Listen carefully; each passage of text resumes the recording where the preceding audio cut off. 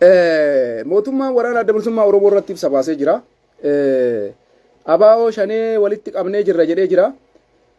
Abaa'oo shanee harka kennatanii namni kana harka kennatee namni agasii akkas ta'e jedhanii guyyaa har'aa kanarraa haasa'aa jiru. Abaa'oo shanee garuu fotoon isaanii fotoo abaa'oo shaniin fakkaatu warri isaan walitti qaban kuni ani kana akka kiyyatti waan soba akkanaa osoo dhiisanii gaariidha. Isaan akka isaaniitti fotoo baay'ee poostii godhanii mee barreeffama isaanii sayyoo argeessinii dubbisaa waan isaan jedhan. Laakiin ammoo wanni kun waan qabatamaatii miti. Ummatuma nagayaa naannoo sanii walitti qabanii qawwee harka kakkaayanii abaa'oo shanee jenneetiin miidiyaa irra isin baafna jedhanii kuni bareeda. Maaliif jennaan waraanni keenya nu jalaan tuqaminnu. Waraanni adda bilisummaa Oromoo ummataaf qabsaa'aa ummataaf dalagaa. Isin abbaa barbaaddan qawwee harka kaayaa fotoo kaasa rakkoo hin qabu sun. Laakiin nuti waraanni adda bilisummaa Oromoo to'annaa jala kan oolle ni beeyna. Isa kana irratti ka guyyaa har'aa fotoo garagaraa qawwee wajjin gattuulaa oolanii waan san ammamee argisinii dubbisa. Kun rakkina takkaayyuu hin qabu. Waan fedhanaa jedhan isaan waan fedhanaa jedhanii nuti kama dhugaa waraanni keenya waraanni adda bilisummaa Oromoo maalirra jira sadarkaa maalirra jira dhugamaa waraanni qabame kun ijoollee Oromooti moo mootummaan waanuma garagaraa haasa'uma isaa tolfachuudhaaf ka jedhu wanni jedha. Amma mee kun argadhee jira. Caamsaan 10 jedha 2014 godina Shawaa Kaabaa aanaa warra jaarsootti miseensonni 590 meeshaa waraanaa 30 waliin kara nagahan harka kennatanii jiru jedha.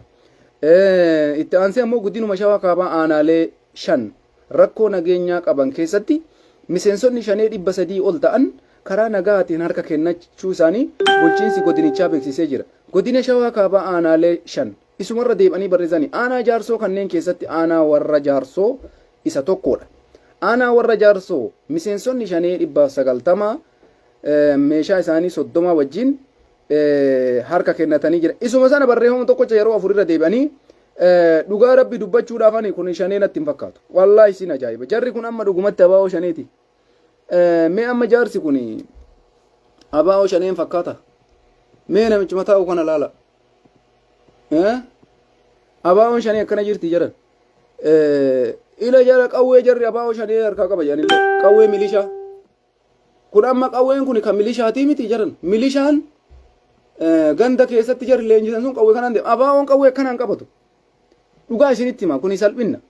Waraanni adda bilisummaa Oromoo an qawwee akkana harkatti argeen beeku. Sa'a kanatti isaan qawwee akkana harkaan qaban. Meeshaan isaan qabatanii deeman meeshaalee gurguddaa. Amma kunniin uummata nagaatii miti amma. Mee laala ijoollee kana bifa isaanii ijoollee kanniin laala. Amma kunniin warra har'a harka kennatan jedhaa jiranii nama 190 san keessa warra jiruudha. Mee amma dhuguma rabbii kana amantanii fudhattaniiti. Abaa'oo 5 akkana miseensa abaa'oo 5 akkana argitanii takka hin jiru. Kun ummatuma nagayaa walii qabanii rakkoon qabu miidiyaa marratti poostii isin goonee waan barbaadan nu dalaganna isa jedhu bareedaadha kun. Rakkoo takkan qabu. Waan gaarii gootan. Waraanuma keenya nu jalaan tuqina. Abbaa barbaadan walii qaba fotoo kaasa. Kota anaa yoo barbaadan fotoo na kaafadha poostii godha. Assee walii gallee jira. Nuti kajechaa jirru waraanuma adda bilisummaa Oromoo hin beeynan waraana adda bilisummaa Oromoo akka inni jiru. Tokko ijoolleen kun amma miseensa waraana adda bilisummaa Oromoo ta'ii waanuma saniitu hin beekan. Ummatuma nagayaa walii qabanii bakkuma walgayii haasaa godhaa jiranitti qawwee milishaa kana fuuldura ciciibsanii fotoo kaasanii nama 190 karaa nagaatiin harka kennate bareeda. Baga nutu booji'eeyyuu hin jedhin. Sunuu waan gaarii. Jedhee yaada. Isa kana akkanatti akka hubattan barbaadaa kuni waan lafarra hin jirre dhugaa miti soba isiniin jechuu barbaadeeti. Isa kana asumaan bira haa kun. Sochii waraana adda bilisummaa Oromoo godhaa jiru ammoo jabaatee itti fufee jira. Harargee keessaanis akka malee jabaachaa jira. Ijoolleen jaarraa abbaa gadaa ijoolleen qulqulluun hojii isiititti hin jirtii jabaadhaa isiniin jenna. Maqaa goota keessan jaarraa abbaa gadaa akka ol qabdan shakkii hin qabnu waan namatti tolu. Asiin gara Baalee keessaallee gara Waaqoo guutuu madda walaa buutiilleen qabsoon jalqabamtee jirti. Sunis ittuma fufaa jira. Iddoo hundatti ummanni jabaachaatuma jeemaa jira. Kuni waan jabeeffamuu qabuudha. Waan gaariidha. Baay'ee waan namatti toluudha. Jabaadhaa jennaan. Nuti nama waliin buuf osoo hin taane Oromiyaa walaba taate kan irratti abbaan har'a laalame Oromoo waan qabsaa'uuf keessaa tokko waan har'a paartiin Baaldaraas Finfinnee keessatti dalage kanaaf. Har'a jarana osoo Abiyyiidhaama jiru osoo Adaanechi Abeebee jirtu osoo Shimallis Abdiisaa jiru mana barumsaa seenanii xirii cabsanii akka manni barumsaa cufatu godhan afaan Oromootiin maaliif baratti ijoolleen jechuu qofa osoo ijoolleen Oromoo aangorra jirtu kanuma diddaaf nuti qabsoo waraana adda bilisummaa Oromootiif tumsina bar osoo jarri kun waan Oromoon barbaadu hunda galmaan kagaan taate haganaayyuu isaan duran dhaabannu har'a paartiin Iskendar ijoolleen durriyyeen taraan afaan Oromoo maaliif barata alaabaan Oromoo akkamii Finfinnee keessatti mul'attiif mana barumsaa cufsiisan jechuudha. Kanarraa abdii dhabuu irraa kaka'e nuti har'a qabsoo waraana adda bilisummaa Oromoo kaleessarraa waan jiruuf jarri kun qabsaa'ota dhugaa ta'uu waan beeknuuf itti amannee agarraatitti isaan wajjin jirra jechuudha. Isa kanaafi mootummaan waan kana hunda akka sirreessu abdii qabna. Isa kanaan waa'ee waraana adda bilisummaa Oromoo sochii waraana adda bilisummaa Oromoo haala gaarii irra akka jiru isinii ibsuu barbaada. Inni biraa ammoo waa'ee lola amma deemaa jiru irratti xiinxalla isinii kennuu barbaada. Jeneraal Tafarii Maammoo guyyaa sadii bukkaanfamee ture. Achirratti ka Haftaamuu Irmiyaas Laggasaa dabalatee namoonni hedduun gadi bayaatiin Kadiiree Abiyyiin Ahmad naannoo Amaaraa keessatti muudama kenneef ukkaamsa jechuudhaaf uummata Amaaraati ergaa dabarsan. Haga Jeneraal Tafarii Maammoo jarri bakka awwaalanii baasanii fidadiitti warra Abiyyiin naannoo Amaaraa keessatti aangoo itti kenne bilchiginnaa naannoo Amaaraa maarree kana walitti qabaa ukkaamsaa jiran. In taane dubbiin. Jeneraal Tafarii Maammoo mootummaan guyyaa jarri jedhan san dabarsee guyyaa ofii barbaade fuudhee Bahardaar geesse mana hidhaa Bahardaar keessa jira jechuudha. Asirratti waan takka isin himuu barbaada. Abiyyiin waan kanarratti waan hundaa argatee jira. Nuti waan hundaa xiinxallaan isinii dubbanna.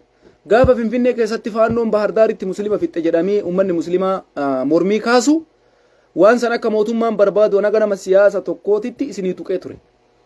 Mootummaan waan san eega argatee booda hojiitti seene.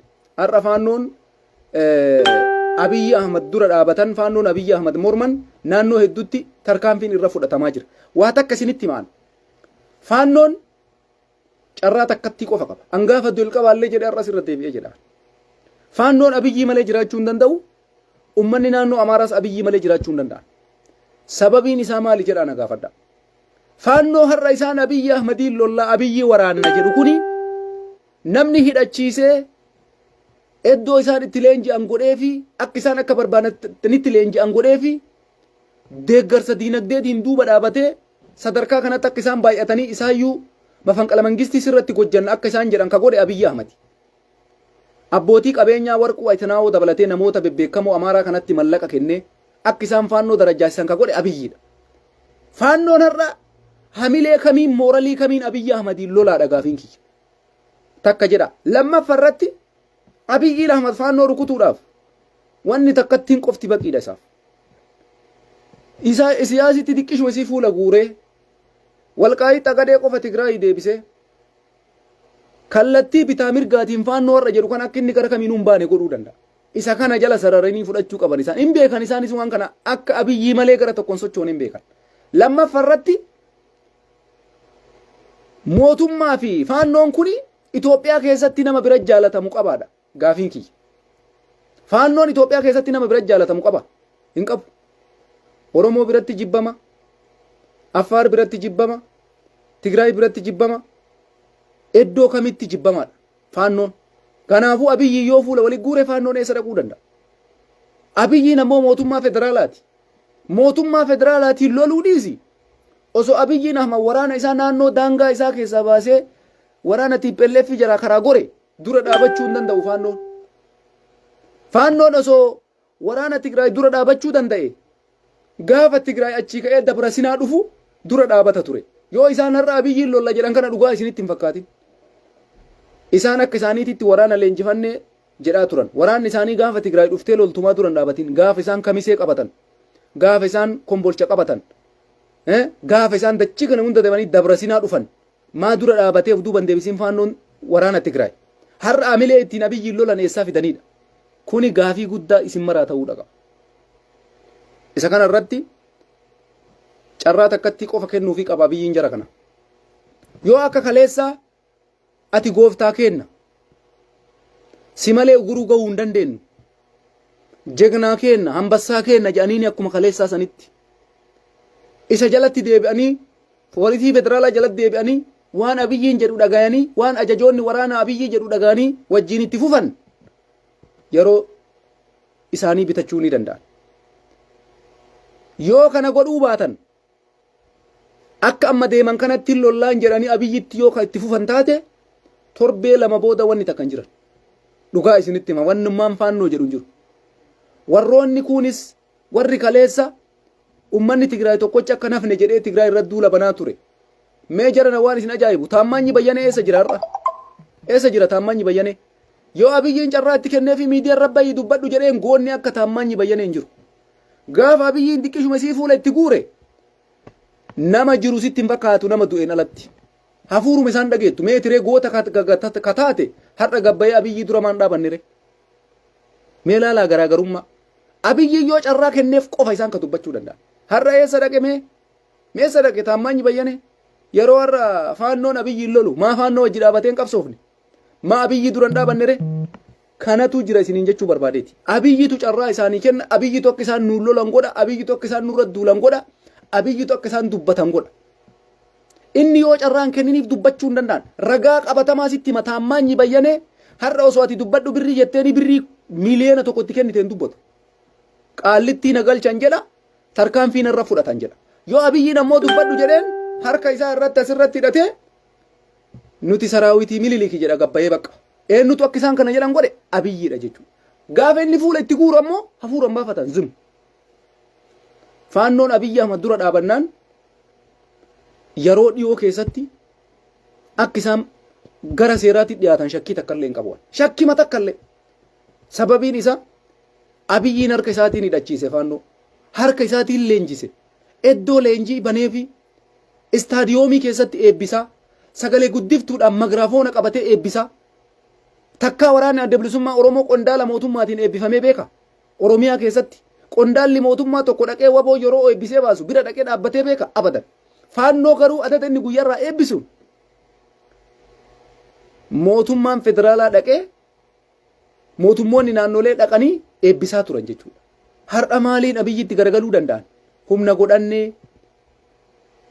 baay'effannee abiyyii rukunnee aangoo fudhannaadha haafaa barkun haafni si balleessa ammoo beeki namni aangoo isaanii kennu takka hin jiru inuma yaadamu kun Oromoon har'a callisee yeroo kanatti taa'u kana maaliif kanaayyuu isaanii hin galle isaan warri aangoo irra jiru maqaa Oromoo qabatee taa'aa jira jarri kuni boor sirraayanii iftaan sirraayanii akkana jechaa jira ummanni Oromoo har'a ummanni Oromoo waggaa 27 dabre wayyaanee dura kadhaabateef Oromoon akka bilisoomuufi gaafa Oromoo fuunee aangootti baasnu duuti nurraan dhaabanne du'a kan akkam gooneef irraa dhaabnaaf hayyoota Oromoo ka aangoo irra jiran ka abaa'oo keessaa mootummaa gale kana hundaa ga dandeenyeen kallattii hundaan gorsaa jirra jechuudha yoo danda'ame sirreessuudha bakka san hin taanetti abiyyi ajjeefnee aangoo fudhanna warra jedhu kana Oromoon abadan aangoo nama takkatti hin kennu amma booda kana amanuu qaba namni kamuu Tigraayis nuuf kaleessallee xilaata har'as taanaan humna godhannee xilaata guddicha ofirraa kaafnaaf malee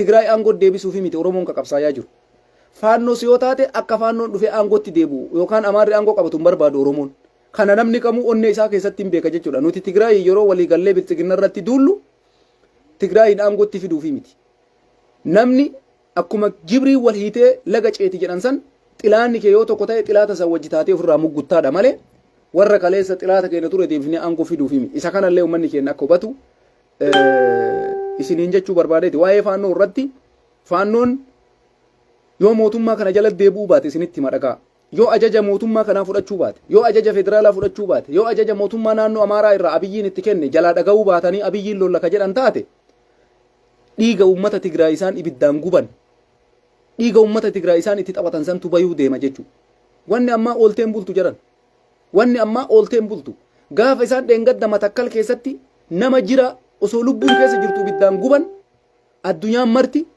ummanni Itoophiyaa marti rifate jechuudha ilma namaati ka jira ibiddaan gubate kanaaf har'as taanaa wanni isin beekuu qabdan faannoo yoo Abiyyi Ahmadtiin ka lolu taate faannoo yoo Abiyyi dura ka dhaabatu taate dhiiga ummata Tigraayitu bayuu deema dhiiga ummata Oromoo miskiina dhumaa jiraattu bayuu deema dhiiga ummata Beenishaangul Gumuuztu bayuu deema Matakkalitti jechuudha isinii galee nuti gizee kamuu Oromoodha hin jijjiiramu haqa keenya irraan dabnu namas miidhuu hin barbaannu tokko faannoon kaayoo hin qabu sochiin isaa faalla hamilee hin qabu mee waraana adda bilisummaa Oromoo laala guyyaa takka waan akkana irraa argitanii guyyaa takka hamtuu irraa agartanii guyyaa takka badduu irraa agartanii abadan takkaa waraanni adda bilisummaa Oromoo gifii dalagee hin beeku. Waraana mootummaatu yeroo booji'utti akka gaariitti ankabaakabee akka gaariitti tolchee yoo inni miidhame dawaa kennee fi yaalee waraana jechuun isa kana. Wataddara jechuun isa kana. Jiraa namaa qabdee biddaan gubuun tartiiba deebistee rashanuun kuni waraanummaa osoo hin taane wanbadummaadha. Jarri kun inumaayyuu hidhannoon guutumatti irraa hiikamuu qaba. Amma wanni Abiyyiin godhaa jiru baxaamitti waan naa ta'e isinitti maragaa. Biltsiginnaa deeggarta akkan jenne malee. Waan Abiyyiin amma dalagaa jiru keessaa maaltu sii ta'e jedhii na gaafadhu. Tokko naannoo Amaaraa keessa ka jiru massaaraan hundi isaa mazaggabamuu qaba jedhee mootummaan murteessee jira. Massaaraan naannoo Amaaraa keessa jiru hundi isaa galmaa'uu qaba. Tokko kana. Faannoon hiikkatee mootummaa federaalaa jalatti deebi'ee ajaja mootummaa federaalaatiin socho'uu qaba. Lama. Sadaffaan ammoo ibsa dheengadda Dammaqaan Mokonnoon kenne. Maal jedhe? Qaamni kamiyyuu ta'ee jedhe. Mootummaan naannolee ta'ee federaalarra ta'ee wicci guddaa ministeeriin otoo hin beeyne nama kan wajjinuu haasaa godhuu hin danda'u ka jedhu murteen dabre. Kuni mootummaa tokko jechuun isa kana. Seera sochii mootummaa jechuun isa kana. Maaliif waan kanarraa gammada beeytuwan? Isin waan hin beeyne hedduutu jira. Naannoon Amaaraa ambaasaaddoroonni Eltiraa irraa dhufanii Bahardaaritti walgayii taa'u. Ayyama mootummaa federaalaatiin ala beekamtii mootummaa federaalaatiin ala. Biyya garaagaraa Awurooppaa Raashiyaa biyya kamirraa dhufanii naannoo Amaaraa Bahardaar irratti sabsabaa ta'u. Kana Abiyyiin hin beeku mootummaan federaalaa hin beeku nam tokko quba hin qabu. Waan isaan walii galan namni beeku hin jiru. Kana biyyatti laa mootummaa qabdu keessatti kuni waan jalqabu mallee ta'uu hin qabne ture. Amma wanti kun dhorgamuun biyyi takka akka biyyaatitti kallattii qabachaa jirti sila waan jedhu sammuu kee keessa shakkisi uumu. Faannoo hiikkachiisuun gaarii mul'isa. Massaaraan naannoo Amaaraa keessa jiru hundi akka galmaa'u godhuun waan gaarii wayii sitti mul'isa. Akkana mootummaa jechuun laa qaama seeraan ajajamee mootummaa federaalaatiin socho'uun alatti warri kaleessa mootummaa wajjin ture mootummaa jalaa bahee jeequmsa kaasuun qabu. Faannoon kaleessa illee Abiyyi waliin ture har'as Abiyyi wajji turuu qaba. Wanni Abiyyi dura dhaabatuuf hin jiru. Waraana adda bilisummaa yoo taate waggaa 3 kana Abiyyi mormaa ture. Kuni waan haarawaa miti. Tigraayis yoo taate Abiyyi mormaa ture. Waan haarawaa miti. Faannoon garuu Abiyyi irraa fuudhee Abiyyi irraa hidhatee Massaara Abiyyi Ahmadiin hidhatee birri Abiyyi Ahmadiin hidhatee Abiyyi loluun seenaa keessatti illee kun dogoggora jechuudha. Isa kanaafi wanti amma ani isiniif jedhee wanti kun hundi waan gaariidha. Tokko ambaasaaddarri wicci guddaa ministeeriin Dammaqaan Mokonnoon ka jedhe eenyumaa ta'ee beekamtii mootummaa federaalaatiin alatti qaama kamii wal dubbisuu hin danda'u, wal arguus danda'u, eenyu wajjiinis haasa'uu hin danda'u kallattii kamiinuu ka jedhu murteessan. Baay'ee gaariidha. Maaliif gaarii ta'e? Siyaasa Afwerqii kanaan dura waraana 12,000 faannoo leenjisee naannoo Amaaraa galche. Meeshaa waraanaa siyaastu naannoo Amaaraa faannoo kenna. Kuni guutuun masmarri addaan citaa beeki. Walitti dhufeenyi faannoo osoo mootummaan federaalaa hin beekin siyaasii waliin godhama booda hin danda'amu. Sababiin isaa kallattii hundaan karaan ni cufata, seerri ni jabaata.